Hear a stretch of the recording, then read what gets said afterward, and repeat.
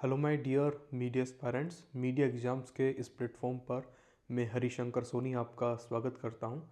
दोस्तों, आज के इस वीडियो में हम बात करने वाले हैं कि पीआरबी एक्ट, जो कि अब पीआरपी एक्ट बन चुका है, ऐसे ही टेलीग्राफ एक्ट की जगह पे टेलीकम्युनिकेशन एक्ट आ चुका है। तो ये दोनों बहुत ही महत्वपूर्ण आपके जो है एक्ट रहे हैं।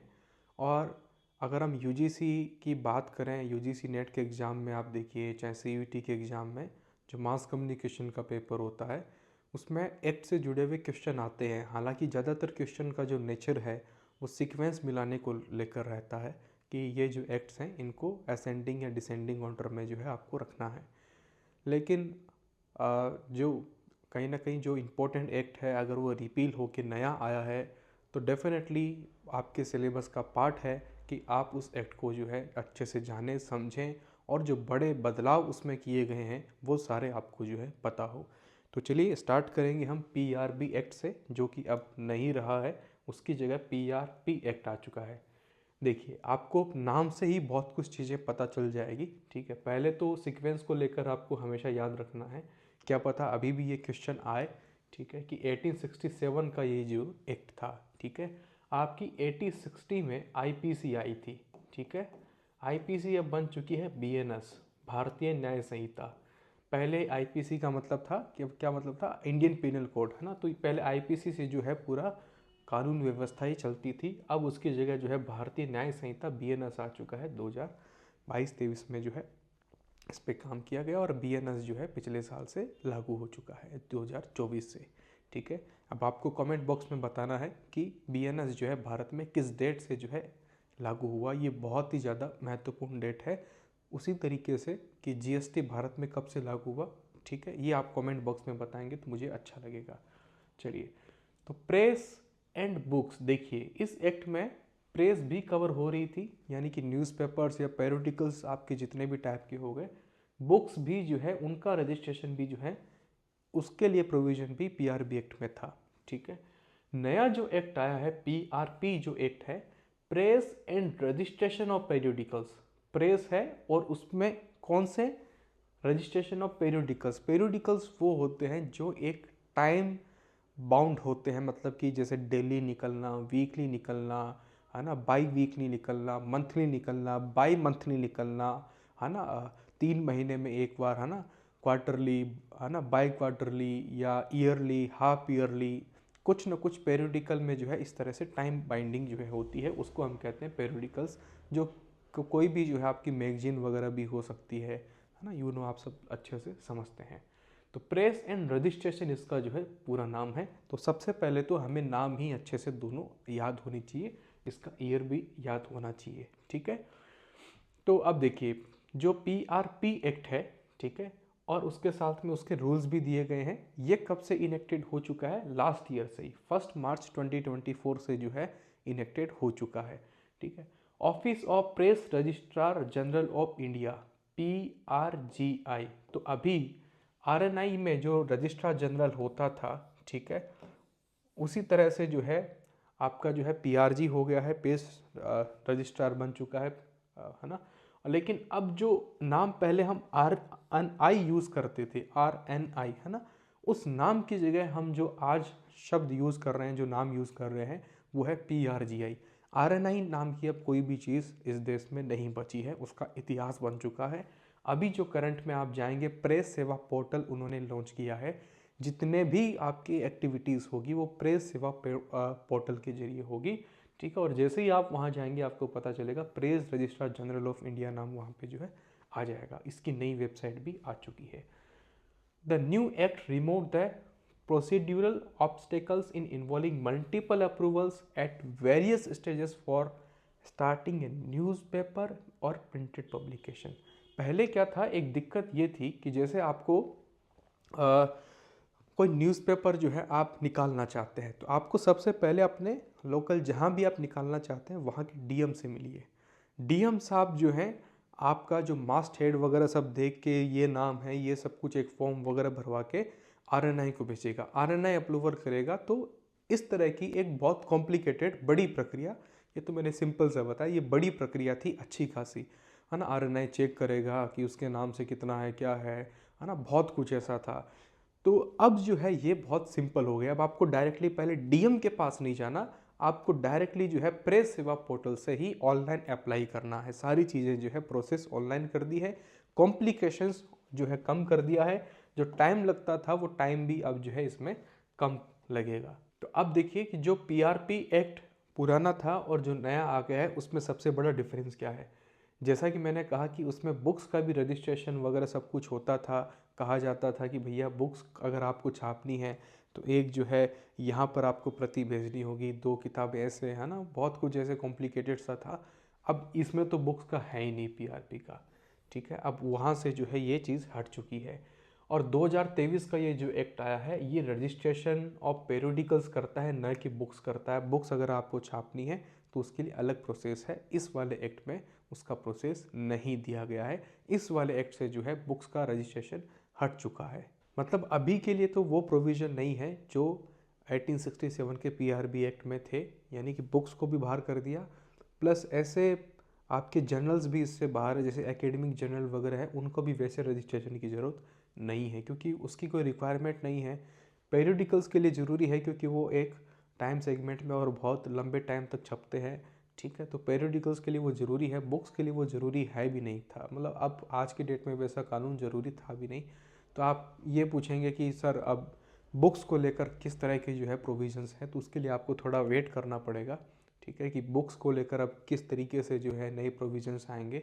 तो उसमें अभी काफ़ी काम करने और देखने की ज़रूरत है कि किस तरीके से जो है गवर्नमेंट उसको चलाती है। फिलहाल अभी जो है इसमें क्लेरिफिकेशन नहीं है। हाँ, ये बात है कि बुक्स को लेकर पहले जिस तरह का कॉम्प्लिकेटेड रजिस्ट्रेशन करना ज़रूरी होता था वो अब ख़त्म हो चुका है। एकेडमिक जर्नल निकालने के लिए भी एक बहुत कॉम्प्लिकेटेड प्रोसेस थी, बहुत माथापच्ची थी, वो भी जो है आसान कर दिया है। इससे इस एक्ट से जो है बाहर किया जा चुका है। पीआरबी एक्ट तो ख़त्म हो गया, उसमें जो बुक्स और एकेडमिक जर्नल वगैरह निकालने के लिए दुविधाएं आती थी वो अब नहीं आ पाएगी। अब देखिए 1867 का पीआरबी एक्ट जो है डिक्लेरेशन जो है लेना होता था आपको डीएम से, ठीक है। आपको प्रिंटर भी दिखाना होता था और पहले सब कुछ चीज़ें करनी होती थी। अब इसमें इतनी ज़रूरत नहीं है ना। तो मतलब यहाँ पर भी पीआरजी के पास भी अच्छी खासी पावर है, आपको पहले डीएम के पास जाने की ज़रूरत नहीं है। डायरेक्ट जो सर्टिफिकेट आपको मिलेगा यहीं पे आपको अप्लाई करना है, यहीं से आपको सर्टिफिकेट मिल जाएगा, ठीक है। पहले मैंने जैसे कहा कि काफ़ी कॉम्प्लिकेटेड प्रोसेस थी, उसको काफ़ी जो है यहाँ पे इजी कर दिया गया है, ठीक है। और एक चीज़ आप यहाँ पर ये भी नोट कीजिए कि जो भी पेरियोडिकल आपका निकलेगा उसको 48 आवर्स में जो है स्टेट गवर्नमेंट या रिस्पेक्टिव जो अथॉरिटी है उसके पास आपको भेजना पड़ेगा। पुराने एक्ट की तरह अगर मान लीजिए कि किसी न्यूज़पेपर को आपने जो है रजिस्ट्रेशन करवाया लेकिन आप उसको छाप नहीं रहे हैं तो उसका रजिस्ट्रेशन भी जो है कैंसिल किया जा सकता है। ये भी चीज़ आप ध्यान में रखिएगा। नेक्स्ट इसमें एक चीज़ आपको नोट करनी है कि डीएम के पास अभी भी वैसी पावर है कि वो चाहे किसी इमरजेंसी सिचुएशन में जो है वो चाहे तो उसको कहीं ना कहीं रजिस्ट्रेशन उसका स्टॉप कर सकता है ना, कैंसिल कर सकता है और उसके प्रेस को रोक सकता है। अभी भी डीएम के पास ये पावर रहेगी।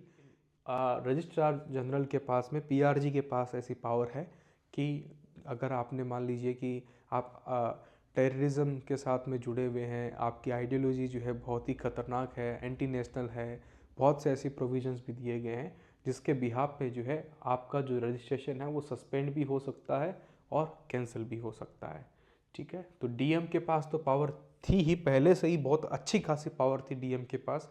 किसी न्यूज़पेपर को निकालने के लिए डीएम के पास अच्छी खासी पावर होती थी क्योंकि अंग्रेज़ों के ज़माने का था। उस समय डीएम देखता था कि भैया ऐसा नहीं हो कि कहीं न्यूज़पेपर छप जाए और देशभक्ति की बातें होने लग जाए, उस चीज़ को रोकने के लिए था। तो अब वो चीज़ तो ख़त्म होनी चाहिए और आज़ादी के 75 साल बाद जो है वो चीज़ ख़त्म हो चुकी है, ठीक है। 1947 में एक कमेटी बनी थी, ठीक है, जिसने क्या किया था कि जो पुराने कानून थे उसको कुछ मतलब टेम्परेरी जो है उसमें अरेंजमेंट्स करके अमेंडमेंट करके जो है उन कानूनों को चलाया था, जिसमें पीआरबी एक्ट भी था। पीआरबी एक्ट में थोड़े से अमेंडमेंट करके पीआरबी एक्ट को जो है लागू किया हुआ रखा। और 75 ईयर्स बाद हमें याद आया कि यार उसको तो टेम्परेरी लेवल पे ही चला रहे थे, अब उसको फिक्स करो, है ना। तो अब हमें ये चीज़ याद आई है, ठीक है। और जो सस्पेंशन होता है वो मिनिमम 30 डेज़ का तो सस्पेंशन होगा ही होगा। लास्ट टू लास्ट जो है वो आपका 6 मंथ तक हो सकता है, 180 डेज़ 6 मंथ आपके हो गए। तो यहाँ तक जो है आप उसको रोक सकते हो। उसके बाद वो अपीलिएट बोर्ड, उसमें जो है अभी हम बात करेंगे, ठीक है, कि आप कैसे जो है अपील डालेंगे। अगर आपको लगता है कि नहीं ये तो ठीक नहीं हुआ है, ठीक है, हमारे साथ गलत हुआ है, तो आप यहाँ पर भी एक बार पीआरजी के पास में भी अप्लाई कर सकते हैं। लेकिन उसके बाद जो आप अप्लाई कर सकते हैं वो चीज़ है अपीलिएट बोर्ड में, ठीक है। उसकी मैं अगर पहले आपको बात करूँ तो देखिए, अपीलिएट बोर्ड जो है press and registration appellate board, इसी नाम से होगा, है ना, ये नाम रहेगा उसका, press and registration appellate board. इसमें जो है पीसीआई का चेयरमैन होगा, पीसीआई का चेयरमैन जो कि अभी रंजना प्रकाश देसाई है, ठीक है, जो कि डेलिमिनेशन बोर्ड की भी आपके अध्यक्ष है, ठीक है। और पीसीआई से 2 मेंबर्स और ले लिए जाएंगे, वो लोग जो हैं आपकी अपील को सुन सकते हैं, और पीआरजी तो उसके पास है ही है, ठीक है ना।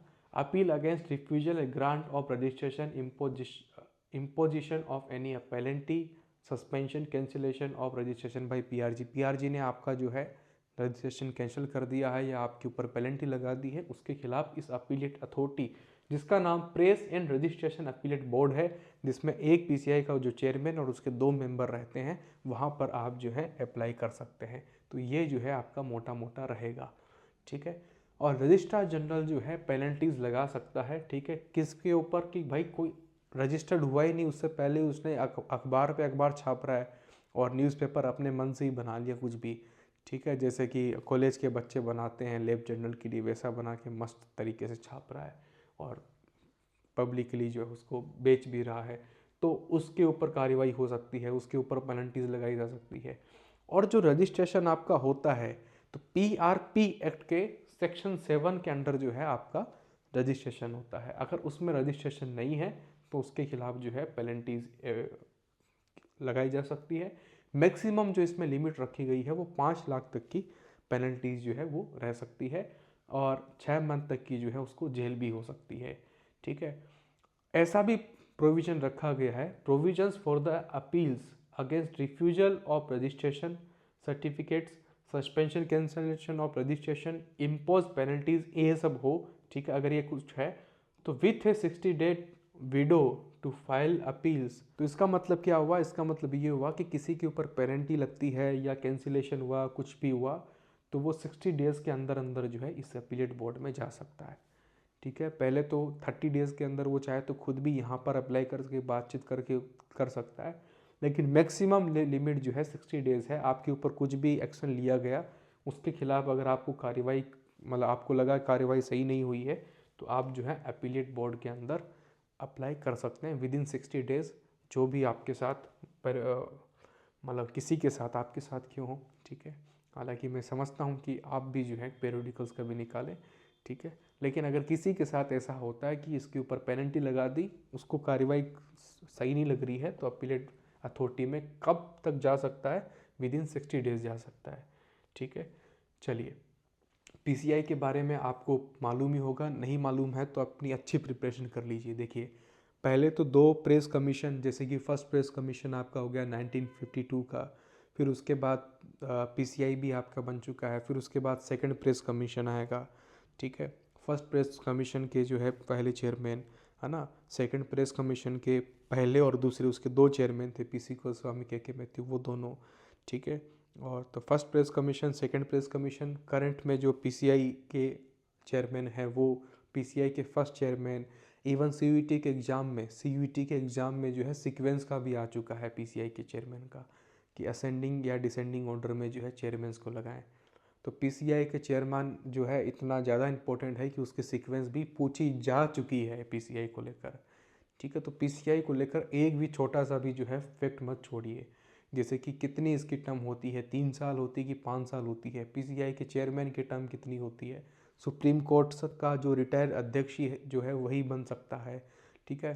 कितने मेंबर होते हैं, मेंबर 28 होते हैं प्लस एक चेयरमैन होता है, ठीक है। तो ये आप ध्यान रखिए, स्टैच्यूरी बॉडी है क्योंकि पार्लियामेंट के एक्ट से बनी है, ऑटोनोमस भी है, आपकी क्वाजी जुडिशियल है, मतलब हाफ जुडिशियल पावर्स है इसके पास, ठीक है। Watchdog of press in India है, ठीक है। और अभी करंट में एक्ट किस वाले एक्ट से काम कर रही है, 1978 वाले एक्ट से काम कर रही है। इससे पहले कौन सा एक्ट था, 1965 का, ठीक है। और 1966 में जो है पीसीआई बनी थी।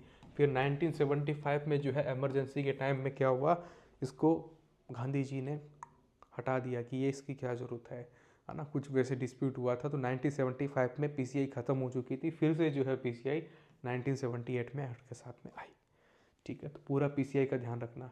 और जैसा मैं कह रहा था प्रेस सेवा पोर्टल के बारे में, तो प्रेस सेवा पोर्टल अब बहुत शानदार तरीके से आपको सर्टिफिकेट देगा भाई। क्यूआर बेस्ड को जो है आपका वो भी आएगा, जैसे आपका यूजीसी नेट का सर्टिफिकेट आता है, मार्कशीट आती है, आजकल हर जगह पे क्यूआर कोड आ गया। कोई कह दे कि भैया ये फर्जी है, अच्छा तो ये क्यूआर कोड स्कैन करो। जैसे ही क्यूआर कोड स्कैन करेगा उससे पता चल जाएगा कि डायरेक्टली यूजीसी नेट का मान लीजिए आपका सर्टिफिकेट है, उसको स्कैन करते ही पता चल जाएगा कि यूजीसी नेट की वेबसाइट पे भैया दिख रहा है, नीचे लिंक आ रहा है, लिंक भी सही है, वेबसाइट भी सही है। ठीक है, तो यूजीसी नेट की वेबसाइट अगर बता रही है कि इसका ये सर्टिफिकेट है तो मतलब ओरिजिनल है, सही है। ठीक है, तो इस चीज़ का भी पता किया जा सकता है। तो बहुत मॉडर्न तरीके से जो है प्रेस सेवा पोर्टल के माध्यम से ही सारी चीज़ें होगी। चाहे आप कोई जर्नल निकालना चाहते हैं, न्यूज़पेपर निकालना चाहते हैं, मैगजीन निकालना चाहते हैं, प्रेस सेवा पोर्टल का आपको यूज़ करना है। देखिए, अब आपके पीआरबी एक्ट में और पीआरपी एक्ट में एडिटर को लेकर जो डेफिनेशन है, मतलब पहले एग्जाम में पूछी जाती थी कि पीआरबी एक्ट के अनुसार एडिटर कौन होता है। ठीक है, अब डेफिनेशन में थोड़ा सा बदलाव है, तो वो हम देख लेते हैं। पीआरबी एक्ट के जो पुराना एक्ट था उसके अनुसार एडिटर वो व्यक्ति होता है वो जो कंट्रोल करता है सिलेक्शन ऑफ द मैटर जो जा रहा है न्यूज़पेपर में, that is published in newspaper. PRP act में लिखा है मीन्स ए पर्सन वो डिसाइड करता है, कंट्रोल नहीं लिखा बल्कि डिसाइड लिखा है, decide the matter that is to be published in a periodical. ठीक है, अब देखिए न्यूज़पेपर में ही तो केवल जो है आपका एडिटर नहीं होता है, एडिटिंग तो जो है आपकी जर्नल्स की भी होती है, मैगजीन्स की भी होती है। तो यहाँ पर जो एडिटर की स्पेलिंग थी वो थोड़ी सी नैरो थी, न्यूज़पेपर के सेंस में थी, कंट्रोल को लेकर थी कि कंट्रोल किया है, कि कंट्रोल का मतलब ठीक है ओवरऑल कंट्रोल हो गया, उसमें सारी चीज़ें आ जाती है। लेकिन यहाँ मैटर को तो क्या करना होता है, डिसाइड करना होता है। तो थोड़ा सा वर्डिंग पे काम किया गया है और यहाँ से जो है उसको ब्रॉड कर दिया गया है थोड़ा सा। ठीक है, तो ये पूछा जा सकता है एक अच्छा एमसीक्यू, यूजीसी नेट वाले तो ऐसे एमसीक्यूज बनाने में माहिर होते हैं। ठीक है, तो वो पूछ सकते हैं कि what is the current definition of editor according to PRP act. ठीक है, पीआरपी एक्ट के अनुसार एडिटर की परिभाषा क्या है, एडिटर कौन होता है, ऐसे पूछा जा सकता है, बिल्कुल पॉसिबल है और एक्ट के बेसिस पे जो है आराम से पूछा जा सकता है। और अब हम बात करते हैं टेलीकम्युनिकेशन एक्ट की। देखिए, पीआरबी एक्ट तो ख़त्म हो गया, लेकिन इसके साथ साथ 4-5 और भी नए जो है इस साल ख़त्म हुए थे, जैसे कि आपके पोस्ट ऑफिस एक्ट भी जो है नया आ चुका है। ठीक है, तो वो भी जो है कई बार यूजीसी नेट में उसका भी ईयर पूछा जा चुका है। इसके अलावा ये जो टेलीग्राफ एक्ट है उसकी जगह पे इंडियन वायरलेस टेलीग्राफ एक्ट है, उसकी जगह पे telegraph wire unlawful possession act है, उसकी जगह पे इन तीन की जगह पे तो ये अकेला टेलीकम्युनिकेशन एक्ट आया ही आया है। अब ये क्यों इम्पोर्टेंट है, देखिए आईसीटी जो है ना, इंफॉर्मेशन कम्युनिकेशन टेक्नोलॉजी। ठीक है, ये उससे अच्छा खासा लिंक है और आईसीटी के क्वेश्चन जो है फेवरेट हैं यूजीसी नेट के, है ना। एनटीए तो पूछता ही पूछता है, सीयूईटी में भी वैसे इजी क्वेश्चन आते हैं सीयूईटी में, यूजीसी नेट में टफ क्वेश्चन आते हैं आईसीटी के। सीयूईटी में क्या पूछा था, जीआईएफ की फुल फॉर्म पूछ ली, डब्ल्यू के इन्वेंटर का पूछ लिया या कोई ईयर पूछ लिया, इस तरह के क्वेश्चन जो है आईसीटी में इजी लेवल के आते हैं। यूजीसी नेट में थोड़ा सा टफ आता है, यूजीसी नेट के लिए तो ये बहुत इंपॉर्टेंट टॉपिक है। ठीक है, तो जो टेलीकम्युनिकेशन एक्ट है, ठीक है, telegraph act, Indian wireless telegraph and telegraph wireless unlawful position act, इन तीन एक्ट्स को ख़त्म करता है। दोनों और तीनों जो है आपके एक्ट, तो इसमें दो नाम तो आपके हो गए, वायरलेस टेलीग्राफ, है ना, टेलीग्राफ वायर ऐसे करके, दूसरा ये हो गया ये।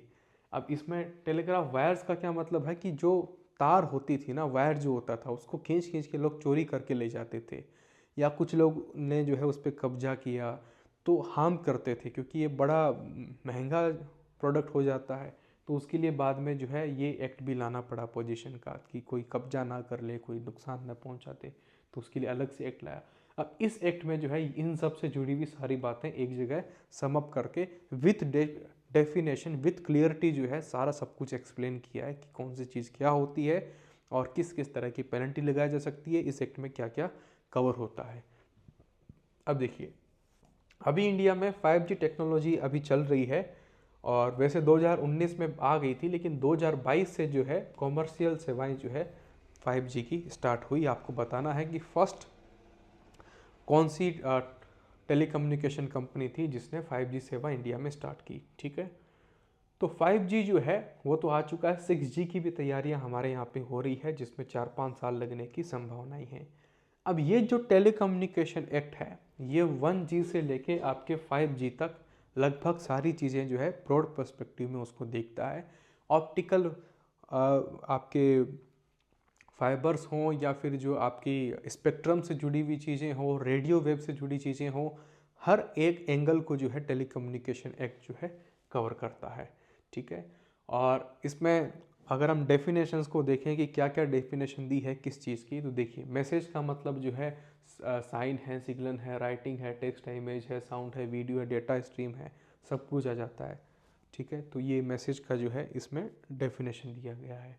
ठीक है, कई बार क्वेश्चन ऐसा बनता है जिसमें हमें लगता है कि वो बहुत इजी है, और हमें लगता है कि जो मैसेज में तो जो है टेक्स्ट ही आता है।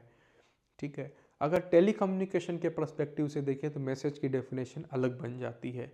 तो क्वेश्चन किस तरीके से पूछा जा रहा है, उस क्वेश्चन के डायरेक्शन पे आप जो है ज़रूर फोकस करके आंसर दीजिए। ठीक है, कई बार टॉपिक इजी लगता है, लेकिन उस इजी एमसीक्यू में भी बच्चे मात खा जाते हैं। रेडियो वेव्स को क्या लिखा गया है, electromagnetic waves of frequency propagated in space without any artificial guide।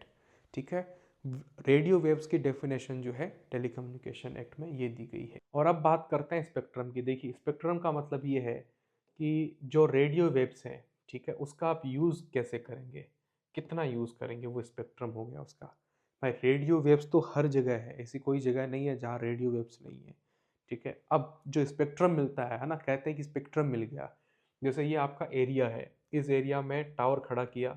ठीक है, अब ये जो है आप जितने भी आसपास के मोबाइल्स हैं उनसे कनेक्टिविटी बनाता है। तो अब वो जो टावर खड़ा किया, वो टावर क्या यूज़ करके मोबाइल से कनेक्ट करता है, रेडियो वेव्स को।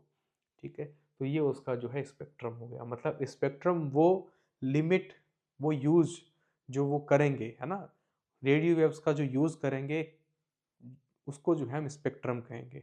तो जो स्पेक्ट्रम मिलना का मतलब ये है कि आप टावर खड़ा करके जो है वहाँ पर रेडियो वेव्स का यूज़ करके आपके जो सर्विस प्रोवाइडर की जो सिम है, जो उसका मोबाइल है, उससे जो आप लिंक कर सकते हैं। उसके साथ ये जो बीच में रेडियो वेव्स का जो कम्युनिकेशन है, उसकी अनुमति मिलना जो है स्पेक्ट्रम मिलना है। बेसिक सेंस में ये कहानी है। तो स्पेक्ट्रम का मतलब वो लिमिट जिसका जिन जहाँ तक जो है हम रेडियो वेव्स का यूज़ कर रहे हैं। ठीक है, और रेडियो वेव्स तो सब जगह है, ऐसी कोई जगह ही नहीं है जहाँ रेडियो वेव्स है नहीं। देखिए, टेलीकम्युनिकेशन की भी जो है डेफिनेशन दी गई है, मुझे लगता है आपको ये पढ़ना चाहिए, क्योंकि कई बार ऐसा होता है ना, एमसीक्यू ऐसा आता है जिसमें ऐसा लगता है कि यार टेलीकम्युनिकेशन की डेफिनेशन तो बी भी में सही है, सी भी सही है, दोनों में से करे कौन सा। और मान लीजिए आपने सी कर दिया और आंसर आ रहा है बी, तो आप किस बेसिस पे कह पाएंगे कि नहीं, मेरा सी सही था, बी आपका गलत है ना। तो उसके लिए गवर्नमेंट के जो डेफिनेशंस है, फिर आपको वही बताने होते हैं। अगर मान लीजिए ये डेफिनेशन है, ठीक है, जो कि टेलीकम्युनिकेशन की, आप कह सकते हैं कि इंडिया में तो सर्वमान्य आप कह ही सकते हैं। ऐसा तो है नहीं कि एक पर्टिकुलर एक्ट की है।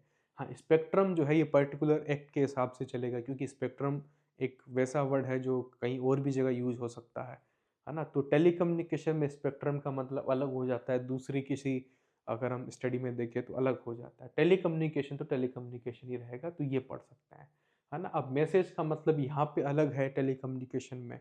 ठीक है, तो वो अगर टेलीकम्युनिकेशन का क्वेश्चन है तो उस हिसाब से आपको आंसर करना पड़ेगा।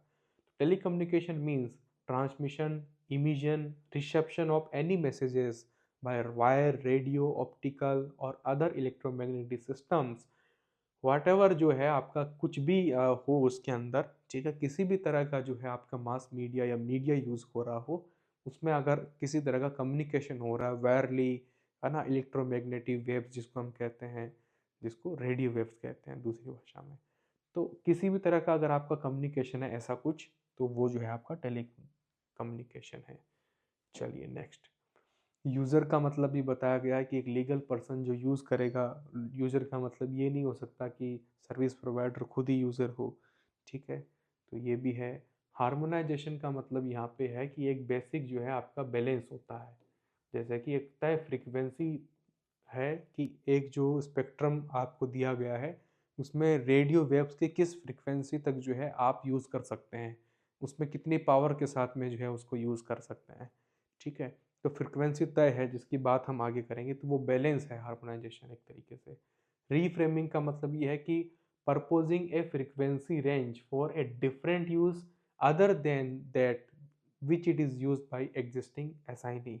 ठीक है, तो मतलब अगर आपने पहले से कुछ असाइन लिया हुआ है, पहले आपको इतना स्पेक्ट्रम या उस हिसाब से लिमिट मिली हुई थी, अब आपको फिर से रीफ्रेमिंग करवानी है, तो उसके लिए ये है। एक ये बहुत इंपॉर्टेंट है, रेडियो बैक होल। अब ऐसे नाम आ जाते हैं तो फिर दिक्कत हो जाती है। ठीक है, तो गूगल पे आंसर उसका सही नहीं आ पाता। यहाँ पर जो एक्ट में दिया गया है उसको आप पढ़िए। रेडियो बैकहोल का मतलब है use of radio frequency only to interconnect telecommunication equipment other than the customer equipment in telecommunication network. देखिए, रेडियो बैकहोल मतलब कॉमर्शलाइजेशन की यहाँ पे बात नहीं हो रही। किसकी बात हो रही है? Shall mean the use of radio frequency only to interconnect telecommunication equipment other than the customer equipment in telecommunication network. तो रेडियो बैकहोल को आपको इस सेंस में यहाँ पे समझना चाहिए। ठीक है, और एक इंटरनेशनल संस्था है, international commission on non ionizing radiation protection.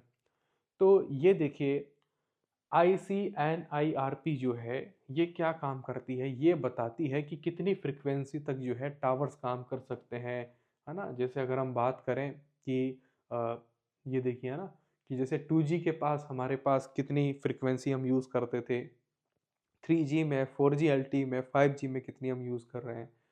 और जैसे ICNRP के हिसाब से जो है एक ग्लोबल स्टैंडर्ड की अगर हम बात करें तो 4.5 WM मीटर स्क्वायर जो है इसकी एक स्टैंडर्ड है। मतलब कि इसका मतलब ये हुआ कि आप जो है यहाँ तक इस रेंज तक जो है फ्रीक्वेंसी डाल सकते हैं। ठीक है, जबकि हमारे इंडिया में जो है काफ़ी स्ट्रिक्ट रेडिएशन लिमिट्स हैं। मतलब कि ग्लोबल स्टैंडर्ड से भी जो है हम 1/10 मतलब कि जितनी 10 अगर 10 चीज़ें हम यूज़ कर सकते हैं, 10 में से एक ही कर रहे हैं, है ना। या आप कह सकते 10% हम उसका जो है यूज़ कर रहे हैं दूसरी भाषा में।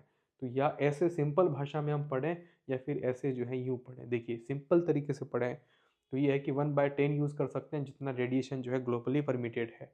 थोड़ा और तरीके से पढ़ें तो India enforces the significantly lower radiation levels compare to the international standards with a limit of 0.45 watts per square metre. ठीक है, पर स्क्वायर मीटर की बात करें, मीटर स्क्वायर की अगर हम बात करें तो 0.45 वॉट्स की जो है उस पावर तक जो है आप फ्रीक्वेंसी को चला सकते हैं। ठीक है, जबकि ग्लोबल स्टैंडर्ड इतना है, लेकिन हम बहुत कम जो है उसका रेडिएशन का पहले से यूज़ कर रहे हैं, ज़्यादा रेडिएशन हम नहीं फैला रहे हैं, है ना। इस पर जैसे क्वेश्चन आ जाए जो कि बहुत इजी तरीके, बट ये इजी टॉपिक है, ये हमने पढ़ा नहीं, ये अलग बात है। ठीक है, तो ये ICT का काफ़ी इजी टॉपिक है कि ये हमारा हम कितनी फ्रीक्वेंसी तक का यूज़ करते हैं। 2G में ऑलमोस्ट अप्रोक्सीमेटली कितनी फ्रीक्वेंसी पे 2G चलता था, 5G अप्रोक्सीमेटली कितने मेगा हर्ट्ज पे जो है चलता है। तो ये देखिए, ये भी मेगा हर्ट्ज में था, ये भी मेगा हर्ट्ज में है। कई बार क्वेश्चन लिखे कि ये गीगा हर्ट्ज में आ गया है, ऐसा कुछ नहीं है, सारे के सारे मेगा हर्ट्ज में है। पहले तो ये नोट कर लीजिए। बाकी एक बेसिक आइडिया आप रख सकते हैं कि 2G की फ्रीक्वेंसीज कितनी थी, 5G की कितनी है। ठीक है, चलिए तो वापस आते हैं हम अपने एक्ट पे। तो हमने कुछ डेफिनेशंस जो है यहाँ पे क्लियर कर ली है। उसके बाद जैसे एक डेफिनेशन आपको हर एक एक्ट में मिलेगी जो कि जीके के पॉइंट ऑफ व्यू से जो है आपको क्लियरिटी रहनी बहुत ज़रूरी है। देखिए, कहीं पर लिखा होता है पब्लिक प्रॉपर्टी और कहीं पर लिखा होता है पब्लिक एंटिटी। इन दोनों का मीनिंग जो है थोड़ा डिफरेंट होता है। पब्लिक एंटिटी वो है जैसे सेंट्रल गवर्नमेंट की अगर कोई बिल्डिंग है, कुछ उसकी प्रॉपर्टी है, स्टेट गवर्नमेंट की है, लोकल अथॉरिटी जैसे आपकी म्यूनसिपलिटीज़ हो गई, एनी अथॉरिटी और बॉडी कंपनी इंस्टीट्यूट इनकॉर्पोरेटेड जैसे कि आपकी जो महारत्ना मिनी रत्ना कंपनियां हो जाती है। नॉन गवर्नमेंट एंटिटीज़ भी हो सकती है जिसमें गवर्नमेंट का पैसा लगता है। ठीक है, जैसे कुछ NGO ऐसे हैं जो कि गवर्नमेंट के साथ अच्छी खासी फंडिंग के साथ में है, तो वो भी जो है उसके अंदर आ जाते हैं।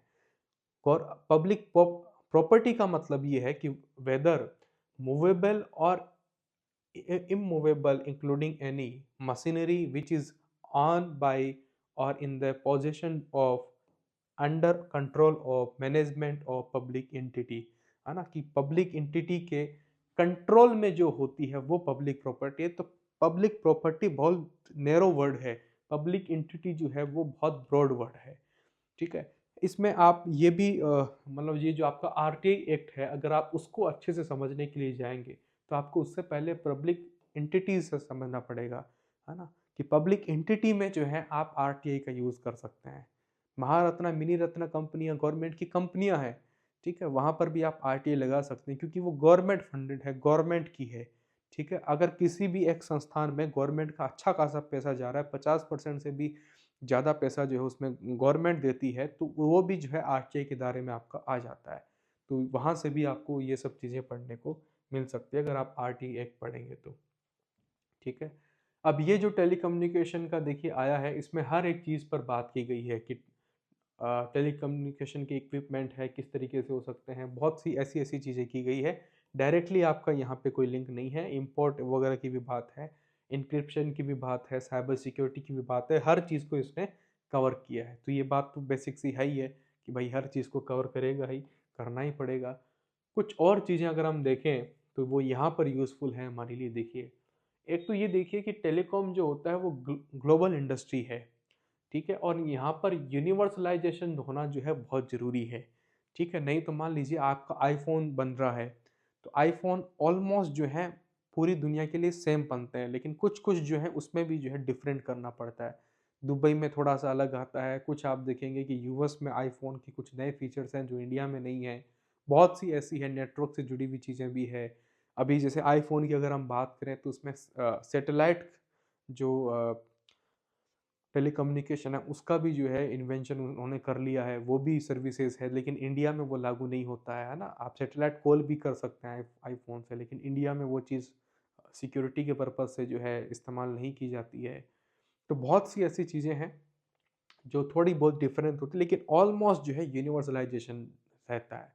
मतलब जितनी बड़ी सिम यूएस में यूज़ होती है, ऑलमोस्ट आप कहेंगे कि भाई वैसी ही सिम जो है इंडिया में भी यूज़ हो रही है। सिम का स्लॉट जो है सभी मोबाइल में आपको एक जैसा देखने को मिलेगा। ठीक है, तो वो सब चीज़ें हैं, उन सब चीज़ों में यूनिवर्सलाइजेशन भी होना बहुत ज़रूरी है। एक वर्ड आपको दिखेगा एक्ट को पढ़ते हुए, राइट ऑफ वे का मतलब क्या होता है? देखिए, it focuses on the user protection, मतलब ये जो आपका एक्ट है यूजर के प्रोटेक्शन पे बात करता है। ठीक है, जैसे आजकल आपने देखा होगा कि स्पैम वगैरह जो मैसेज आते हैं तो वो लिखना ज़रूरी है। गवर्नमेंट इस पर भी बात कर रही है कि जिसका कॉल आ रहा है उसका नाम भी लिखा हुआ हो, तो ये इसी एक्ट के जो है विजन के साथ में चल रहा है। ठीक है, reforms on right of way. Right of वे का मतलब क्या होता है कि जब कंपनी को स्पेक्ट्रम तो मिल गया, भाई टावर खड़े कैसे होंगे? टावर जो है आपस में फाइबर लाइन से कनेक्ट होते हैं। देखिए पूरी दुनिया में जो इंटरनेट चलता है, जो ये टेलीकम्युनिकेशन चल रहा है, ये सारी की सारी फाइबर लाइन से चल रहा है, सैटेलाइट से नहीं चल रहा है। यहाँ पे सैटेलाइट को कोई काम नहीं है। जितने भी आपके टावर्स हैं सारे के सारे जो है फाइबर लाइन से जो है कनेक्टेड हैं। ठीक है, और वो फाइबर लाइन से कनेक्ट होने के बाद जो टावर जो है रेडियो फ्रिक्वेंसीज का जो है यूज़ करके, रेडियो वेव्स का यूज़ करके जो है आपके साथ, आपके मोबाइल के साथ कनेक्ट होता है। ये एक बेसिक सिस्टम है। ठीक है, अब इस चीज़ में आप देखिए कि जो आपको फाइबर लाइन बिछानी है, टावर खड़े करने हैं, बहुत सारा अच्छा खासा इंफ्रास्ट्रक्चर जो खड़ा करना है, तो उसके लिए जो है राइट मतलब आपने स्पेक्ट्रम खरीद लिया है ऑक्शन में, तो आपका राइट बनता है कि उस चीज़ के लिए आप रास्ता तो बनाना पड़ेगा ना। तो ये उस तरह की टर्म है कि जो आप कई बार आपको खोदना पड़ता है, फिर आप उसको सही कर देते हो, है ना? तो ये कंपनी को करना पड़ता है अपना पूरी लाइनिंग वगैरह बिछाने के लिए, तो वो जो राइट है उनको मिल जाता है उस चीज़ का। और इसके अंदर यूएसओएफ करके पहले फंड हुआ करता था, मतलब पहले जो पुराना एक्ट है उसी से ही था, लेकिन अब उस एक्ट का नाम जो है डिजिटल भारत निधि है।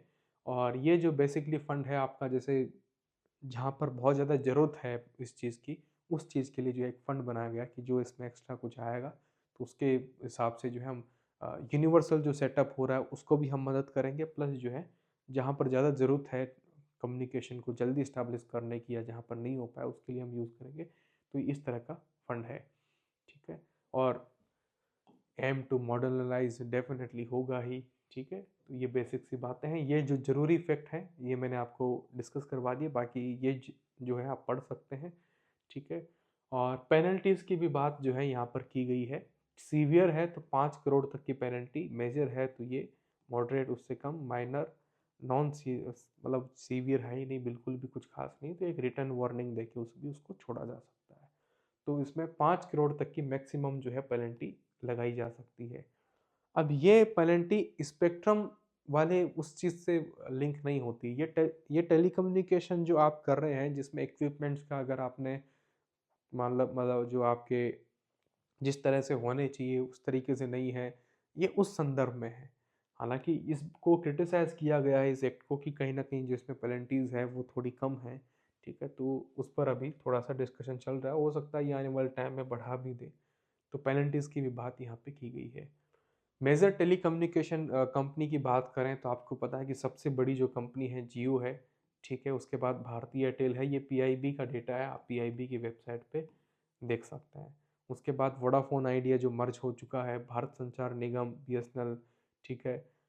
एट्रिया कन्वर्जेंस टेक्नोलॉजीज़ लिमिटेड करके भी एक कंपनी है, ठीक है? तो ये ऐसे करके सबसे बड़ी जियो है, ठीक है? जियो के बाद भारती एयरटेल, फिर वोडाफ़ोन आइडिया, फिर बीएसएनएल है। चलिए। कुछ एमसीक्यूज़ मैं आपके लिए लेके आया हूँ। आप वीडियो को पॉज़ करते हुए जो है इसका आंसर कर सकते हैं, उसके बाद आंसर देख सकते हैं, ठीक है? Which regulatory body overseas the telecommunication in India? अब आपको ये बताना है कि कौन सी बॉडी जो है टेलीकम्युनिकेशन को रेगुलेट करती है। अब आपने देखा होगा कई बार आपके पास मैसेज आता है, कई बार कॉल भी आता है कि ट्राई जो है इस तरह से नहीं कहता है कि टावर लगाने के लिए इतना कुछ मनी देने की ज़रूरत है ना? तो आपने देखा होगा कि कई बार मैसेज आते हैं कि अगर आप अपने घर पे टावर खड़ा करेंगे तो आपको 30,000 रुपये महीना जो है किराया मिलेगा, आपको पहले इतना डिपॉज़िट करना है, अप्लाई करना है, ये फ्रॉड वगैरह चलता रहता है। तो इसके खिलाफ जैसे कई बार हमारे पास मैसेज है ना? अवेयर करने के लिए, है ना? या कॉल में अगर हम किसी को कॉल करते हैं तो उससे पहले ये दिखाता है, तो ये सब ट्राई जो है करवाता है, ठीक है? ट्राई के नियम बने हुए हैं कि क्या-क्या किया जा सकता है, क्या नहीं किया जा सकता। 1997 के अंदर जो है ट्राई एक्ट आया था और ये ट्राई बना था। बहुत ही महत्वपूर्ण बॉडी है टेलीकम्युनिकेशन के लिए। डिपार्टमेंट ऑफ टेलीकम्युनिकेशन जो है ये आपका कम्युनिकेशन मिनिस्ट्री के अंडर में आता है। जैसे स्पेक्ट्रम जो आपका है इसका जो ऑक्शन करवाना है, ठीक है? बोली लगवानी है, ये आपका जो है डीओटी करवाता है। बीएसएनएल एक कंपनी है, इसरो भी आप सब लोग जानते ही होंगे, ठीक है? इसरो के चेयरमैन नए बन गए हैं, उसका नाम प्लीज़ आप याद रखना। Which is the largest telecom service provider? अभी हमने देखा कि जियो है। हालाँकि सबसे पहले इंडिया में 5G कौन लेके आया था वो प्लीज़ आप बताइए, अगर आपने अभी तक नहीं बताया तो। The national digital communication policy कब आई थी? ये इम्पोर्टेंट पॉलिसी थी जिसमें आपके रूरल एरिया वगैरह को भी जो है डेवलप करने की बात थी। तो 2018 में जो है ये एनडीसीपी पॉलिसी आई थी, ठीक है? तो ये आप पढ़ लेना। Which Indian company launch the first 5G services in India? जो मैंने आपसे पूछा, अक्टूबर 2022 में फर्स्ट टाइम जो है कॉमर्शियल तरीके से 5G स्टार्ट हुआ था, जो कि भारती एयरटेल ने स्टार्ट किया था। C answer. चलिए, what is the primary objective of the Bharat net project? ये भी इंपॉर्टेंट है। जब हम टेलीकम्युनिकेशन एक्ट तक पहुंच चुके हैं तो यार बेसिक तो सारा कवर करके जाओगे ना, तो ये सारा बेसिक है कि इसका मतलब क्या है। What is the primary objective of Bharat net project, ठीक है? तो इसका मतलब ये नहीं है कि अर्बन लोगों को कनेक्ट करना, वाईफाई करना पब्लिक के लिए, ठीक है? ये भी नहीं, मेट्रो सिटीज़ के लिए भी नहीं है। Connecting rural areas with high speed broadband connectivity, ठीक है? In which year was the first mobile call made in India? ये भी आईसीटी का कितना इंपॉर्टेंट क्वेश्चन आप देखिए। तो वेस्ट बंगाल में जो उसके सूचना प्रसारण मंत्री थे, उन्होंने जो है सबसे पहले कॉल की थी 1995 के अंदर, ठीक है? ये आप पढ़ लीजिए, काफ़ी ज़्यादा इंपॉर्टेंट फैक्ट आपके लिए ये है। Which important body is responsible for the spectrum allocation in India? या उसका ऑक्शन करवाने के लिए जो है वो डीओटी का आंसर करना है, ना कि ट्राई कर देना। ऑक्शन वगैरह का काम डीओटी करता है, जैसे मैंने आपको अभी कहा। What is the primary function of optical fibre? देखिए, ऑप्टिकल फाइबर जो होते हैं, एक तो होता है कॉपर फाइबर, ठीक है? जैसे आपने कभी वाईफाई कनेक्शन करवाया होगा घर पे, तो एक तो होता है कॉपर फाइबर से कनेक्शन, जिसमें जो है इतनी ज़्यादा स्पीड नहीं आती। सबसे ज़्यादा जो हाईएस्ट स्पीड होती है वो ऑप्टिकल फाइबर से होती है। अब देखिए हमारे पास इतना बड़े बड़े ओशियंस हैं, उन ओशियंस के नीचे से जो है लाइनें बिछी हुई है ऑप्टिकल फाइबर्स की, ऑप्टिकल फाइबर के बेसिस पे जो है दुनिया इतनी ज़्यादा जो है ग्लोबलाइज्ड है, नहीं तो फिर नहीं हो पाता, है ना। अमेरिका में अगर कुछ हो रहा है उसको हम जो यहाँ पे लाइव देख पा रहे हैं, उसका सबसे बड़ा रीजन ऑप्टिकल फाइबर है, सैटेलाइट कम्युनिकेशन नहीं है। ठीक है, ऑप्टिकल फाइबर की मदद से ही जो है अमेरिका इंडिया से चंद सेकंड दूर है। अमेरिका में अभी क्या हो रहा है, वहाँ पे प्रेसिडेंट किस तरीके से शपथ ले रहे हैं, वो आप 2-3 सेकंड की लेटेंसी पर भी मुझे लगता है, या 5-7 सेकंड हुई होगी, बहुत कम जो है लेटेंसी में आप देख सकते हैं उस चीज़ को। ठीक है, ऑप्टिकल फाइबर के जरिए। ठीक है, तो ऑप्टिकल फाइबर का what is the primary function of optical fibre communication in telecom network, enhancing radio signal, providing high speed data transmission. Radio signal का इसका कोई मतलब नहीं है ना, हाई स्पीड डाटा ट्रांसमिशन हो गया। ठीक है, ये भी सी और डी गलत हो जाएंगे। चलिए, which Indian telecom company was merged with Vodafone in which year, ये भी याद कर लेना। ठीक है, ऐसे क्वेश्चन भी जीके बेस्ड क्वेश्चन हो गया है, जीके प्लस आईसीटी का क्वेश्चन है ये, प्लीज़ ये क्वेश्चन आप याद कर लेना। और इंडिया और सॉरी आइडिया और वोडाफोन का जो है मर्जर हुआ था। ठीक है, what is the primary purpose of the mobile number portability, MNP होता है, जब आप अपने नंबर को पोर्ट करवाते हो तो उसमें क्या करवाना होता है, मोबाइल नंबर पोर्टेबल करवाना होता है, जो कि एक इंडिया में सर्विस है और कानूनन जो है करना पड़ेगा, अगर कोई व्यक्ति जाना चाहता है तो जा सकता है। ठीक है, तो वही नंबर रिटेन रखते हुए, वही रखते हुए जो है अपना जो सर्विस प्रोवाइडर है चाहे तो उसको चेंज कर सकता है, तो ये कंपटीशन को हेल्दी बनाए रखता है।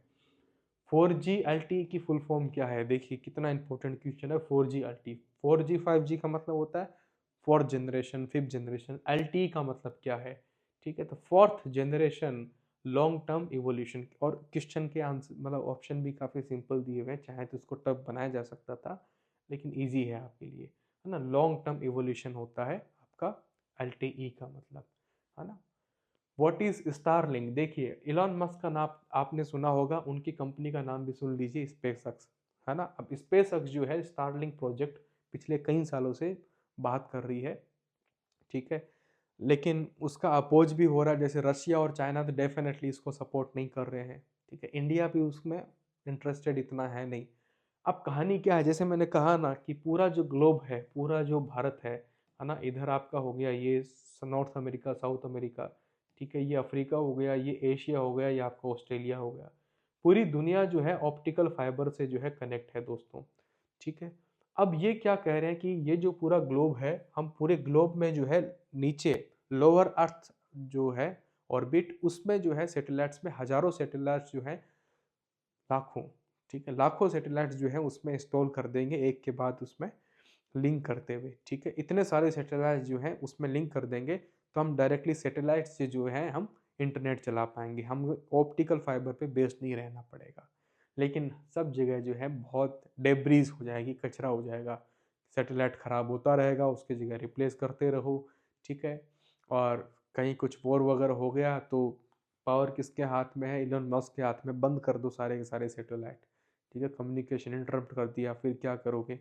ठीक है, इसीलिए हमने अपना नाविक सिस्टम यूज़ किया ना, जीपीएस तो हम यूज़ कर ही रहे थे, हमने अपना नाविक सिस्टम बनाया। क्यों बनाया कि भैया हमारी मिसाइल्स कैसे चलेगी, मिसाइल्स तो जीपीएस पे चलती है। ठीक है, तो जीपीएस पे नहीं, अब हमारे सिस्टम नाविक पे चलती है। हमारे कई सारे सिस्टम जीपीएस बेस्ड थे, तो उसकी जगह हमने जो है नाविक सिस्टम इंस्टॉल करके क्या किया है कि जो हमारी, भले ही हम यूज़ ना करें, जैसे अब तो मोबाइल फ़ोन में भी जो है नाविक सपोर्टेड जो हमारा सिस्टम है आने लगा है। ठीक है, लेकिन जीपीएस भले ही हम यूज़ कर लें, हमारे लिए दिक्कत नहीं है, लेकिन जो मिलिट्री के इक्विपमेंट्स हैं, ठीक है, अगर वो ही जीपीएस बेस्ड रहेंगे, आप समझिए कि अमेरिका के पास पूरी पावर रहेगी, हमारी मिलिट्री हमारी नहीं है, अमेरिका की हो जाएगी, तो पूरा हमारा सिस्टम ही जीपीएस बेस्ड है। कब हमारे जीपीएस सिस्टम को इंटरप्ट कर दे, हमारा सारा सिस्टम फेल। इसलिए नाविक सिस्टम आप समझिए कितना ज़्यादा ज़रूरी था। तो नाविक के बारे में भी आप सब लोग जो हैं ज़रूर एग्जाम में पढ़ के जाएं। ठीक है, चलिए नेक्स्ट चलते हैं। What is the primary benefit of 5G our 4G, 4G से 5G पे आने के बाद आपका क्या जो है अपडेट हुआ है। देखिए ऐसे क्वेश्चन आईसीटी के बहुत इजी क्वेश्चन होते हैं, और इस तरह के जितने भी क्वेश्चन हैं 500-700 क्वेश्चन जो है कम से कम आप आईसीटी के करके जाइए। ठीक है, जिससे आपको दिक्कत नहीं होगी एग्जाम में, और आईसीटी के क्वेश्चन 6 से 7 क्वेश्चन सीयूईटी के एग्जाम में फिक्स हैं, डेफिनेटली घुमा फिरा के आएंगे। कान चाहे इधर से पकड़े उधर से पकड़े, आईसीटी तो इम्पोर्टेंट रहेगा ही, ठीक है, पढ़ना ही पड़ेगा, उसके अलावा कोई ऑप्शन नहीं है। चलिए, तो सबसे कॉस्ट लो हो जाएगी, increase call clarity, higher data speed with lower latency, ये थोड़ा सा सही बेस्ट अप्रोप्रिएट ऑप्शन है, उसको हमने चूज कर लिया। नेक्स्ट, IMEI आपने नंबर देखा होगा, आपने कभी ये भी इस्तेमाल किया होगा, जैसे आप अमेजन पे पुराना फ़ोन देके नया लेना चाहते हैं, वो आपसे कौन सा नंबर मांगता है, आपका फ़ोन जब चोरी हो जाता है तो कौन सा नंबर आपका यूज़फुल रहता है। तो कभी भी मोबाइल खरीदें, उसका IMEI जो नंबर है वो आप सबसे पहले नोट कर लीजिए, वो आपके लिए बहुत इंपॉर्टेंट है। और ये क्वेश्चन भी बहुत ज़्यादा इंपॉर्टेंट है, आप आज तक पूछा नहीं गया है, पूछा जा सकता है, सोचिए कितना इंपॉर्टेंट क्वेश्चन है। तो आपको बताना है कि क्या हो गया इसका full form, international mobile equipment identity, है ना, इंडेक्स तो नहीं होना चाहिए, क्या लगता है आइडेंटिफायर हो सकता है, या इंडियन से, तो क्या पता नहीं यार, ये तो स्टार्ट नहीं लगता, इंटरनेट से होगा क्या, है ना, मुझे लगता है कि बी है, ठीक है, तो चलिए देखते हैं कि है कि नहीं। तो इंटरनेशनल मोबाइल इक्विपमेंट आइडेंटिटी, ठीक है, ये इसका करेक्ट फुल फॉर्म है, मोस्ट इंपॉर्टेंट है, प्लीज़ याद कर लीजिए। Which Indian initiative aims to promote indigenous telecom manufacturing, ठीक है, तो मोदी जी ने जो है make in India, digital India, आत्मनिर्भर भारत, तीनों ही जो है इस चीज़ से कहीं ना कहीं इस बात से लिंक हो जाते हैं। तो आंसर हो गया डी, ऐसा क्वेश्चन भी आ सकता है, ठीक है। तो आप बताइए कि आपको ये क्लास कैसी लगी, ठीक है, और डिटेल में जो इसी तरह की क्लासेस है मीडिया एग्जाम्स के प्लेटफॉर्म पे अवेलेबल है, आप चाहें तो ज्वाइन कर सकते हैं, लिंक डिस्क्रिप्शन में है। वीडियो अच्छा लगा हो तो लाइक कीजिए, अपने दोस्तों के साथ शेयर कीजिए, और प्लीज़ चैनल को सब्सक्राइब कीजिए। तो इस वीडियो में इतना ही, मिलते हैं अगले किसी टॉपिक के साथ। और जो PRB और PRP एक्ट से जुड़े हुए क्वेश्चंस हैं वो आपको कम्युनिटी पोस्ट में मिल जाएंगे, वहाँ से वो क्वेश्चन आप अटेम्प्ट कर सकते हैं। तो thank you very much, all the best.